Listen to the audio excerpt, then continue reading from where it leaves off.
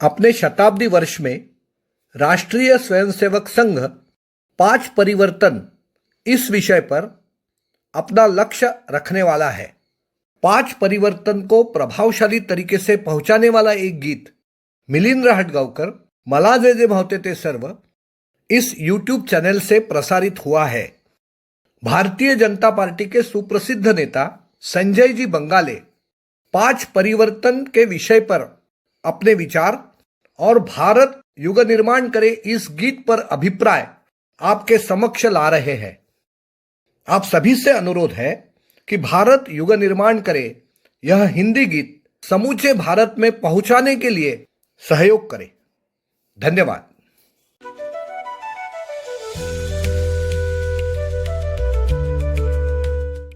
नागपुर महानगर पालिका के पूर्व नगर सेवक तथा नागपुर इंप्रूवमेंट ट्रस्ट के कार्यक्षम ट्रस्टी रहे भारतीय जनता पक्ष के विख्यात नेता श्री संजय जी बंगाले, इन्हें निवेदन है कि भारत युग निर्माण करे यह गीत पर आपके विचार व्यक्त करें। भारत युग निर्माण करे इस गीत को सूचीबद्ध किया और अपने सबके सामने यूट्यूब के माध्यम से प्रसिद्ध किया। ऐसे हमारे मित्र मिलिंद राहटगावकर, वैसे ही इस गीत के गीतकार अमोल तपासे जी और इस गीत को संगीत और गायन द्वारा शिरीष घारे जी ने प्रस्तुत किया है। इन सबका मैं बहुत बहुत अभिनंदन करता हूं।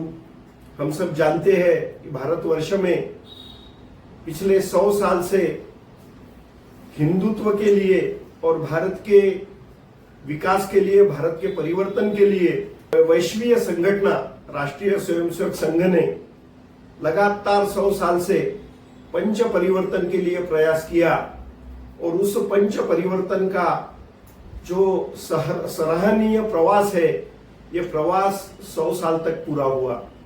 हम सब जानते हैं कि भारतवर्ष में जिस समय इस देश को स्वतंत्र मिला, स्वतंत्र पूर्व काल, स्वतंत्र के बाद का काल और उसके बाद इस देश की जो जनता थी और उस जनता में रहने वाले सारा समाज था, ये समाज को पंच परिवर्तन के लिए प्रवृत्त करने के लिए जिस विचारधारा ने काम किया, उस विचारधारा को 100 वर्ष पूर्ण हो रहे हैं और ये 100 वर्ष में इस देश में जो परिवर्तन हुए, सामाजिक परिवर्तन, सांस्कृतिक परिवर्तन, वैचारिक परिवर्तन और ये सारे विषयों को लेके समाज को आगे बढ़ाने के लिए राष्ट्रीय स्वयंसेवक संघ ने अपनी अहम भूमिका इस देश में तैयार की है, इस देश में अहम भूमिका निर्माण की है।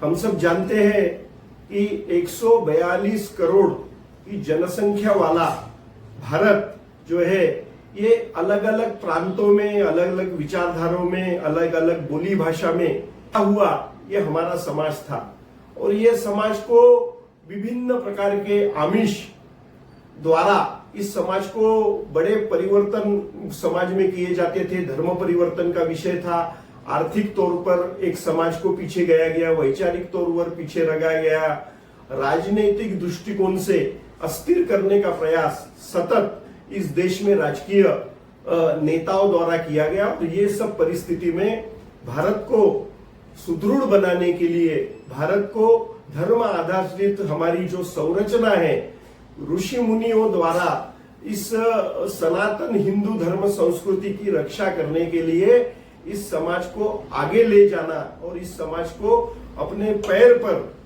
खड़ा करना, इस प्रकार का ध्येय लेके राष्ट्रीय स्वयंसेवक संघ ने अपने 100 साल की यात्रा पूर्ण की है और ये यात्रा के ऊपर इस सुंदर गीत की यहाँ पर रचना की गई है, जिस गीत को हम भारत युग निर्माण करे इस प्रकार का बोध वाक्य लेके संपूर्ण हिंदू समाज में ये गीत प्रसिद्ध किया जा रहा है।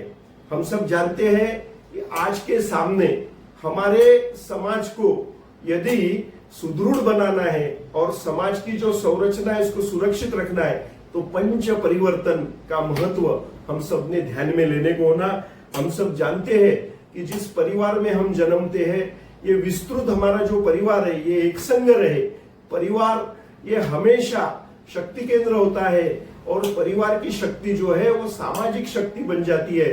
इसलिए परिवार को इकट्ठा रखना, परिवार में धार्मिकता का बीज रोना, हम सब जानते हैं सनातन हिंदू धर्म संस्कृति की रक्षा करने के लिए परिवार में जिस प्रकार की धार्मिक रचना है उस धार्मिक रचना को आगे बढ़ाना, परिवार के सारे सदस्यों को इकट्ठा लेके परिवार को सुदृढ़ बनाना, एक साथ भोजन करना और परिवार के सब सदस्यों को देश प्रेम के प्रति, राष्ट्र प्रेम के प्रति जागरूक करना, इस प्रकार का पंच परिवर्तन का एक मुख्य हमारा जो संकल्प है वो पारिवारिक सुरक्षा का है।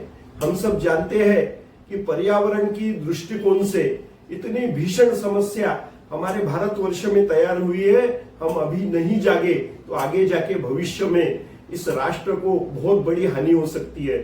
छोटे छोटे विषय रहते हैं, छोटे छोटे विषय की तरफ जब दुर्लक्ष हो जाता है तब दिल्ली जैसे शहरों में आज बढ़ती वाहन संख्या ने प्रदूषण का स्वरूप ले लिया है।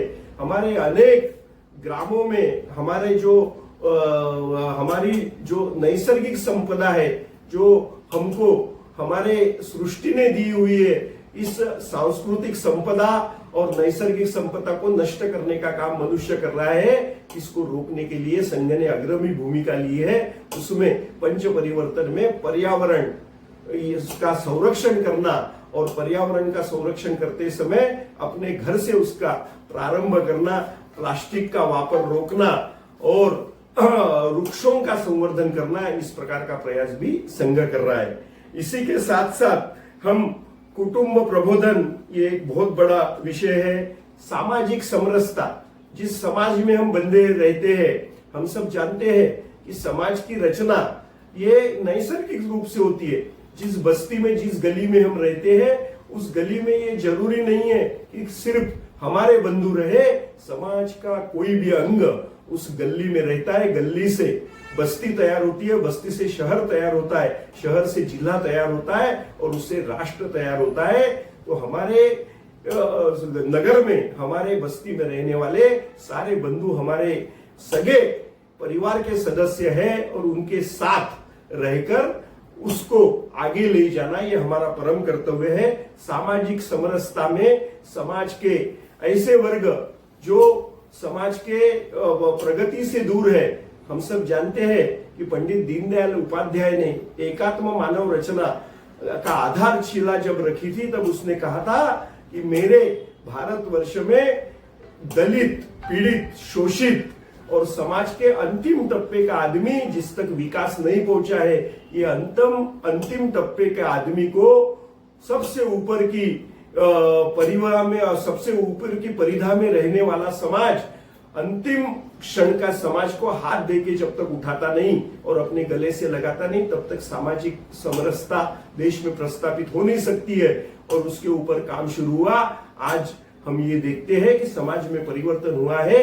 अंतिम छोर पर रहने वाले दलित, पीड़ित, शोषित समाज को भी शासन द्वारा, समाज द्वारा और हम जिस परिवार में काम करते हैं उस राष्ट्रीय स्वयंसेवक संघ द्वारा उनको अपनाने के लिए अनेक कदम उठाए जा रहे हैं और उस समाज को भी भारत के प्रमुख धारा में सम्मिलित किया जाता है। तो इस प्रकार के सारे ये पंच परिवर्तन जो है भारत के सारे समाज को आगे ले जा रहे हैं। उसी प्रकार सामाजिक दायित्व, सामाजिक कर्तव्य, परिवार के लिए तो हम जीते हैं। परिवार को पोसना, परिवार को शिक्षित करना, परिवार को आगे ले जाना, ये दायित्व तो परिवार के प्रमुख का और परिवारों के सदस्य है। लेकिन ये करते समय मैं जिस देश का नागरिक हूं उस देश में रहने वाले सारे समाज को हाथ देकर आगे ले जाना, ये भी मेरा कर्तव्य का भाव है।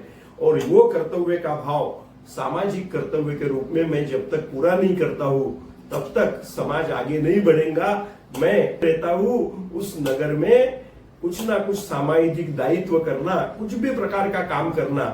संघ ने शाखा लगाने के साथ, शाखा तो केवल 1 घंटा हमारा वैचारिक और शारीरिक स्वस्थता के लिए है, लेकिन वो 1 घंटे के अंदर 24 घंटे का समाज का विचार करना और समाज का विचार करके समाज को सुदृढ़ बनाना, इस प्रकार का भाव इस गीत में व्यक्त हुआ है। इस गीत के हर एक पंक्ति में देशभक्ति है, इस गीत के हर एक पंक्ति में सामाजिक दायित्व है, इस गीत के हर एक पत्तों में सनातन धर्म को आले गई जाने वाली हमारी रूढ़ी परंपरा है। इस गीत में एक भाव संदेश ये है कि उठो हिंदुओं, जागो और जाग के हमारे समाज को सुदृढ़ करो। इस सुदृढ़ समाज के पीछे फिर कोई लगता नहीं है। हमने ये पण किया है जब डॉक्टर केशव भैराम पंत हेडगेवार ने संघ की स्थापना की, तब उन स्वयंसेवकों के आगे उन्होंने मिनी भारत का स्वरूप देखा। आज वो विशाल भारत के रूप में हमको वटवृक्ष के रूप में इतने देखना है। क्या है संघ, क्या चाहता है संघ? ये चाहता है कि भारत नहीं, विश्व में हमारी हिंदू संस्कृति गूंजे, विश्व में हमारी सनातन संस्कृति गूंजे, विश्व में हमारी धार्मिक परंपरा गूंजे और इसके साथ विश्व गुरु के तरफ हम आगे जाए। और जिस दिन ये हमारा सपना साकार होगा, उस दिन समाज का हर वर्ग समाज का उठ खड़ा होगा और इस राष्ट्र के प्रति सारे विश्व में इस राष्ट्र के प्रति आदर निर्माण होगा और हमारा राष्ट्र सबसे बलवान होगा। इस प्रकार की कल्पना ये गीत में रखी है। मैं गीतकार का और संगीतकार, गीतकार, उसको सूचीबद्ध करने वाले मिलिंद जी का, सबका अभिनंदन करता हूं। और ये गीत भारतवर्ष के सब समाज में, अपितु विश्व में ये गीत का संदेश जाए, इस प्रकार का अभिवाद व्यक्त करता हूं। बहुत बहुत धन्यवाद।